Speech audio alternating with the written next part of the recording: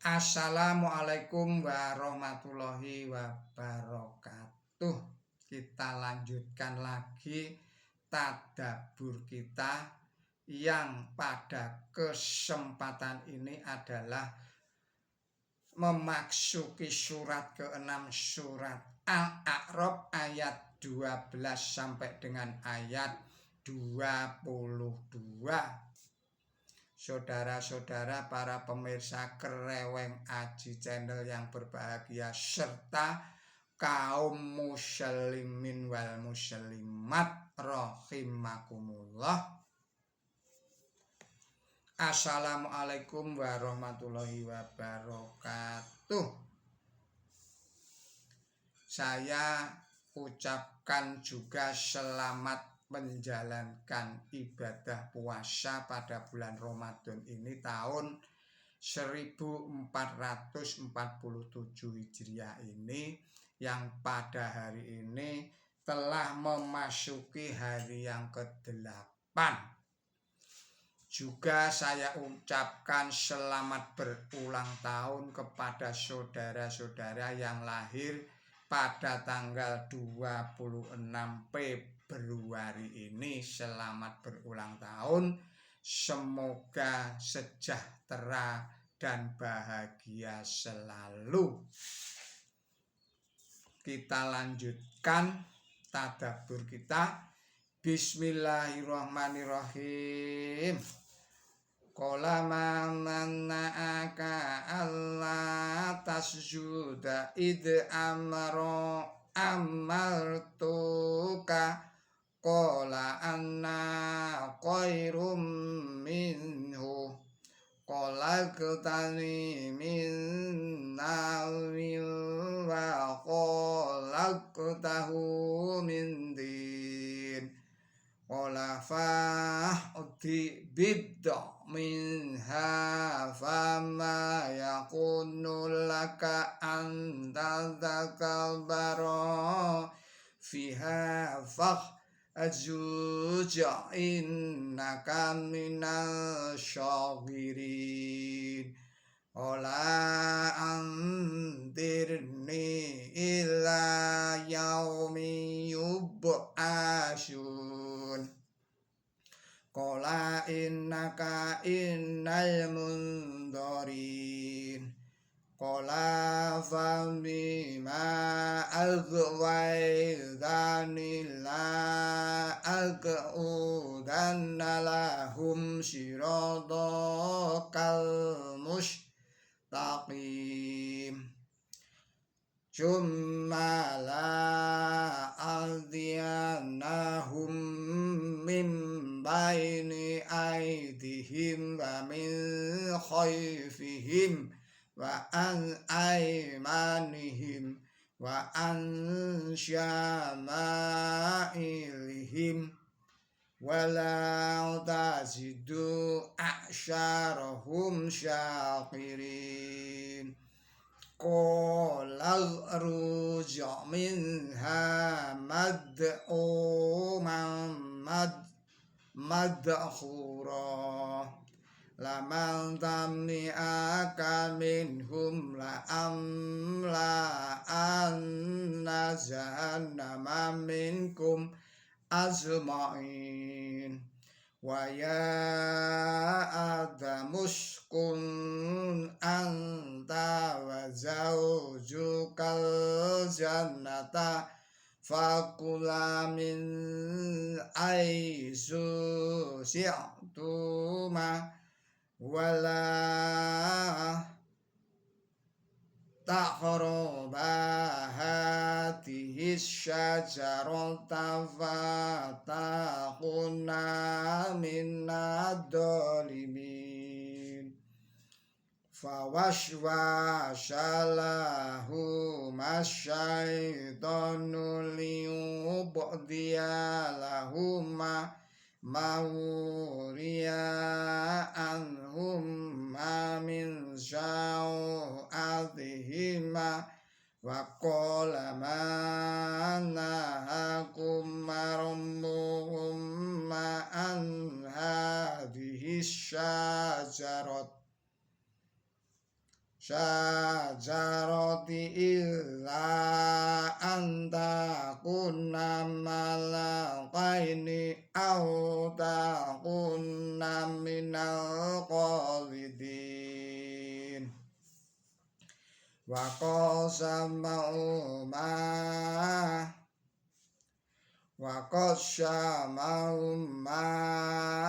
inni lakum laminan nasihin fadallahuma bighurur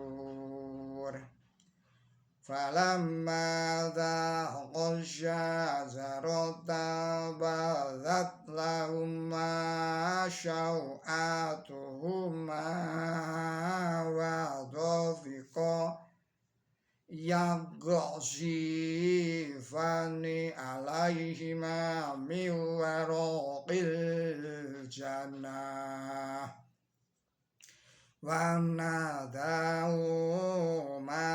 wannuhuma alam anhakuma antilkuma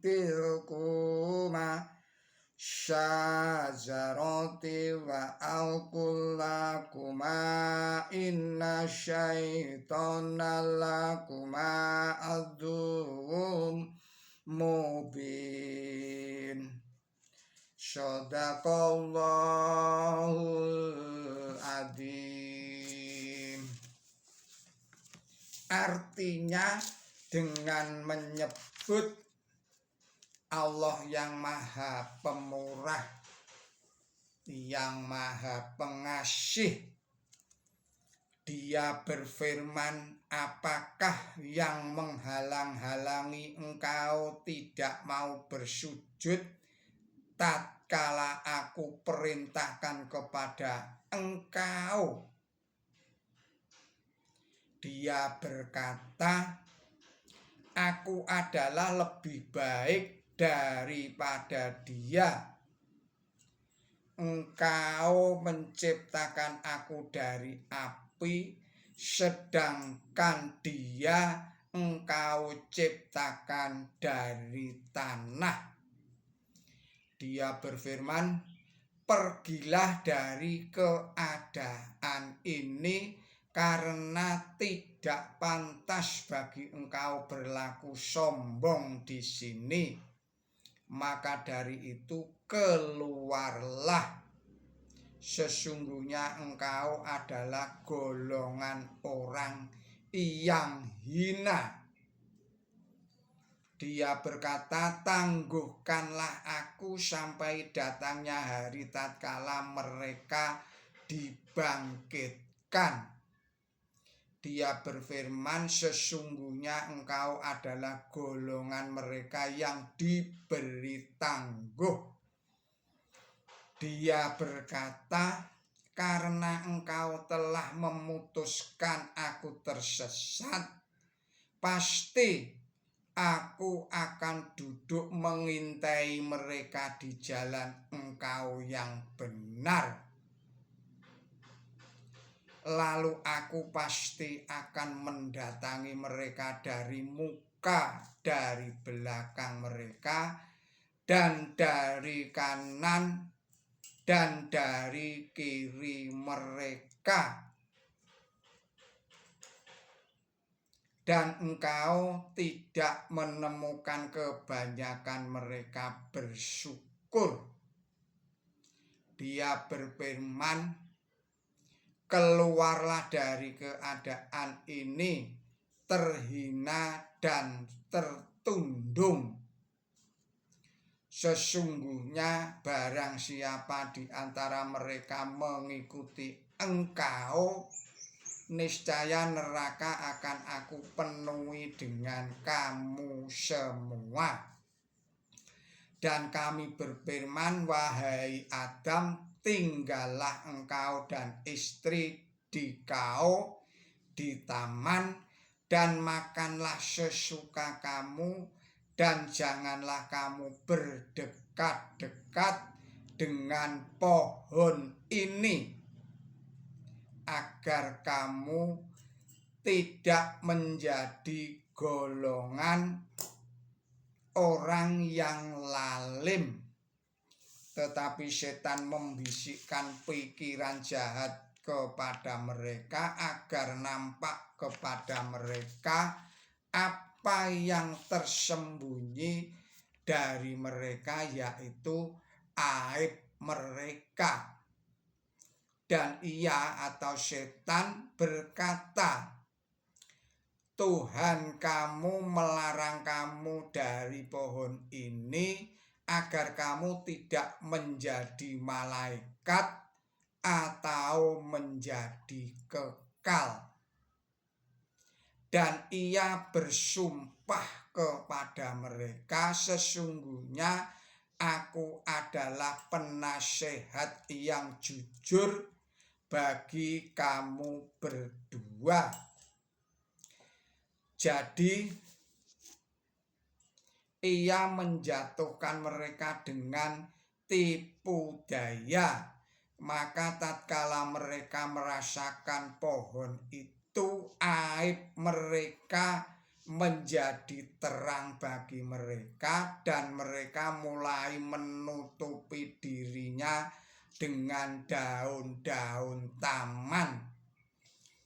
Dan Tuhan mereka menyeru kepada mereka, bukankah aku telah melarang kamu berdua terhadap pohon itu, dan telah berfirman kepada kamu bahwa setan itu sesungguhnya musuh yang terang bagi kamu berdua.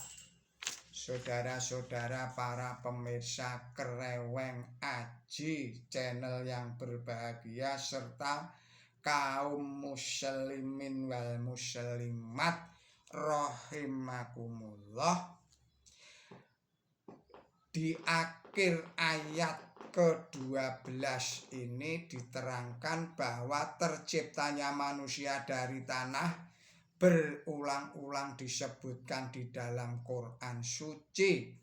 Bukan saja Adam yang diciptakan dari tanah, melainkan sekalian manusia juga diciptakan dari tanah.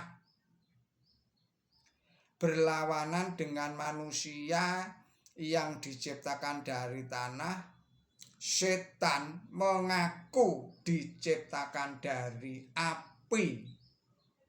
Boleh jadi yang dimaksud ialah bahwa unsur yang terbesar dalam ciptaan manusia ialah tanah, sedangkan dalam ciptaan setan ialah api. Mungkin pula ini mengisyaratkan perangai dua golongan makhluk, yaitu manusia dan setan. Di tempat lain di dalam Quran suci mengisyaratkan perangai dua makhluk. Allah berfirman sebagai berikut, Bismillahirrahmanirrahim, manusia itu diciptakan dari terburu-buru. Surat 21 ayatnya 37. Ini artinya manusia itu suka terburu-buru. Demikian pula terciptanya setan dari api. Ini yang dimaksud ialah bahwa perangai setan itu adalah panas. Sedangkan perangai manusia sempurna itu rendah hati dan tenang. Karena manusia itu diciptakan dari tanah, yang berarti rendah hati dan tenang. Jadi gambaran yang diberikan di sini mengisyaratkan ciri yang menonjol tentang perangai dua makhluk itu, yaitu manusia dan setan. Di lain tempat di dalam Quran suci diterangkan bahwa jin diciptakan dari api. Terdapat dalam surat 15 ayatnya 27, Demikian pula diterangkan bahwa iblis adalah golongan jin. Surat 18 ayatnya 50. Kemudian di ayat 13 itu diterangkan kehinaan adalah hukuman yang selalu dialami oleh orang-orang yang melawan para nabi. Allah merendahkan keadaan mereka yang takabur, yang sombong, yang merasa benar sendiri, yang selalu merendahkan orang lain. Kemudian di dalam surat Al-A'raf ayatnya 14 diterangkan cengkeraman setan tetap ketat selama manusia tidak membangkitkan rohaninya, spiritualnya. Kebangkitan di sini berarti bangkitnya rohani manusia, bangkitnya spiritualitas manusia. Jika yang dimaksud ialah hari kiamat, maka arti kalimat ini ialah bahwa setan akan menyesatkan manusia selama mereka hidup di dunia ini. Kemudian ayat 16 diterangkan akwahu berarti dari hawa, maknanya tersesat. Biasanya berarti menyesatkan dia, tetapi kadang-kadang berarti menyiksa dia karena tersesat. Jadi yukwiyakum di dalam surat 11 ayat 34 berarti Allah menghendaki untuk menyiksa kamu karena tersesat. Atau menurut seorang mufasir berarti yahkuma alaikum bigoyikum, artinya dia menghukum kamu karena tersesat.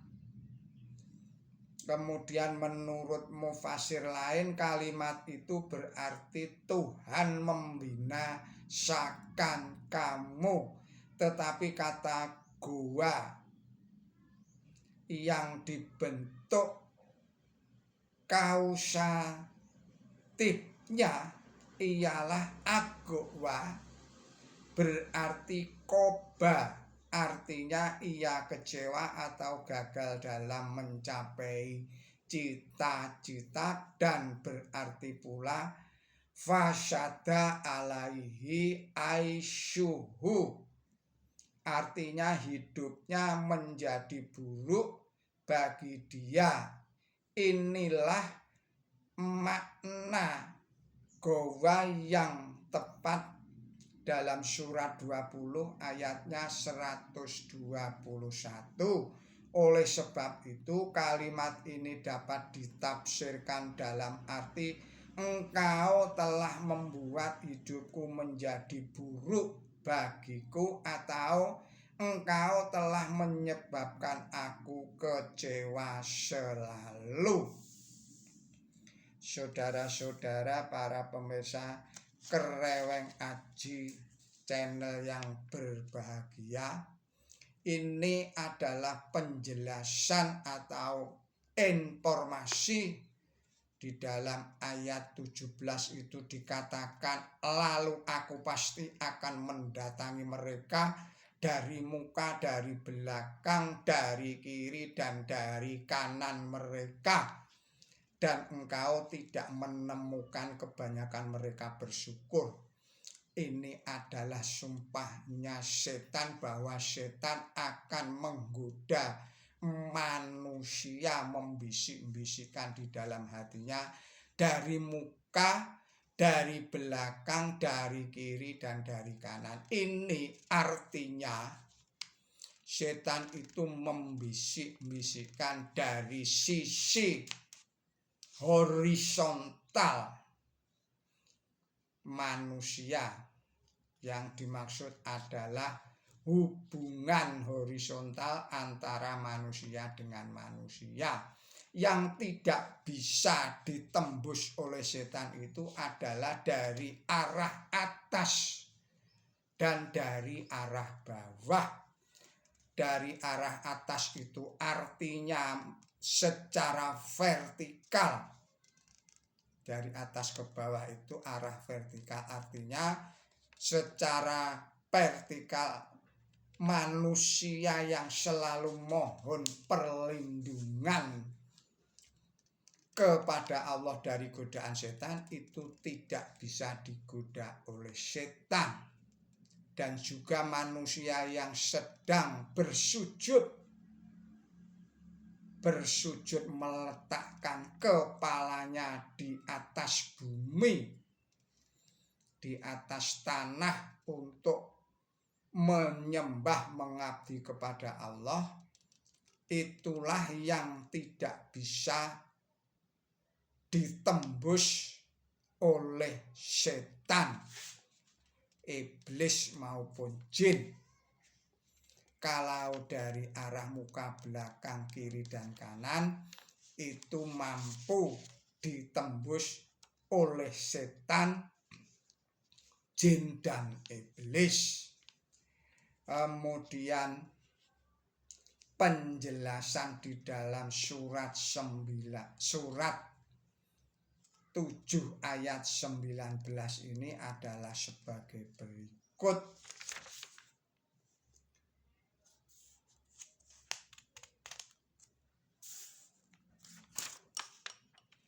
Apakah artinya pohon? Pohon yang Adam dan Hawa dilarang untuk berdekat-dekat. Ini apa artinya? Di dalam video yang telah lalu telah kami bicarakan ini. Ini terdapat di dalam ayat 35 surat Al-Baqarah. Menurut Bible, pohon yang Adam dilarang berdekat-dekat ialah pohon pengetahuan akan kebaikan dan kejahatan. Terdapat dalam kitab Kejadian pasal 2 ayat 17. Akan tetapi Quran suci tidak berkata demikian. Sebaliknya Quran suci menerangkan bahwa setanlah yang menyebut itu pohon kekekalan.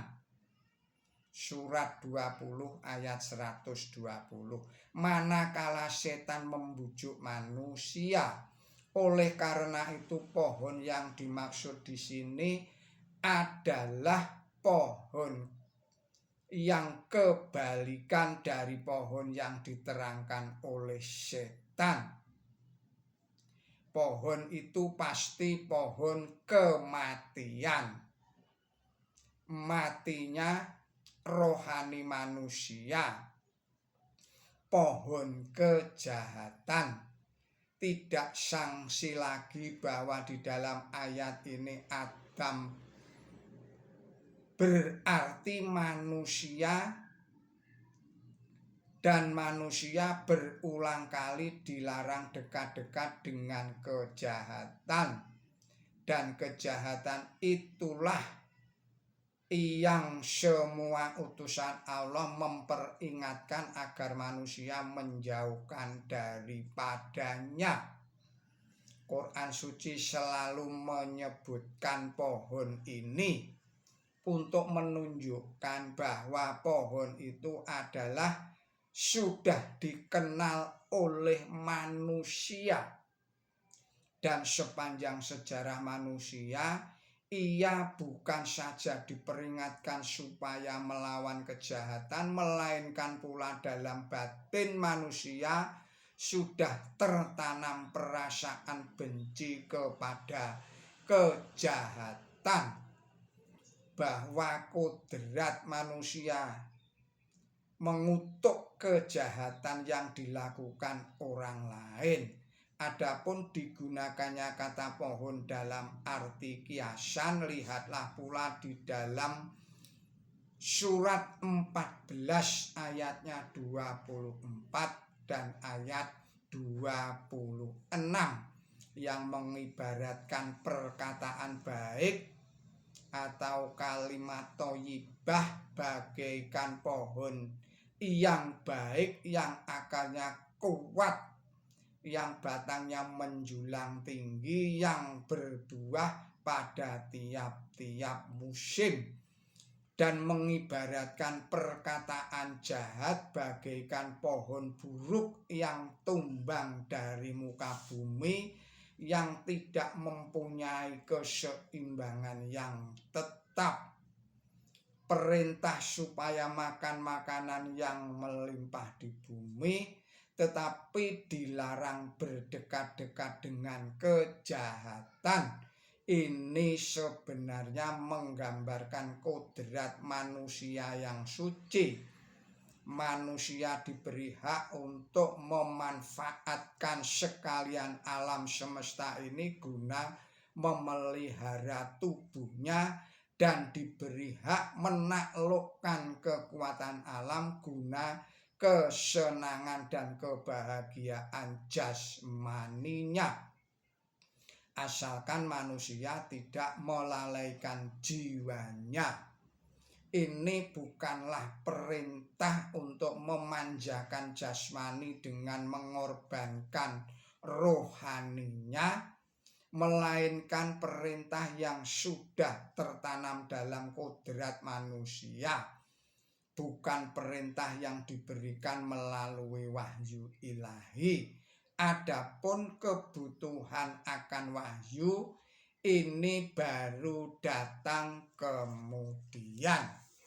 Saudara-saudara para pemirsa Kreweng Aji channel yang berbahagia, demikianlah penjelasan dari pohon ini, yang ini kebanyakan diartikan atau diterjemahkan dalam arti buah kuldi. Namun di dalam kesempatan ini saya membaca dengan terjemahan pohon ini, yaitu pohon kejahatan. Sehingga siapapun yang berdekat-dekat pada pohon kejahatan sehingga dia memakan buah kejahatan itu, maka dia akan mengalami kerugian yang luar biasa hingga merasakan kehinaan di dalam hidupnya, baik di dunia ini maupun di akhirat kelak. Saya kira kita cukupkan sekian dulu. Ini sebenarnya masih ada dua keterangan, yaitu di ayat 20 dan ayat ke-22. Namun demikian kita cukupkan sekian dulu. Nanti bisa kita singgung pada video yang berikutnya. Mohon maaf atas segala kesalahan dan kekilapan saya di dalam menyampaikan tadabbur ini. Billahi taufik wal hidayah. Ihdinas siratal mustaqim. Wassalamualaikum warahmatullahi wabarakatuh.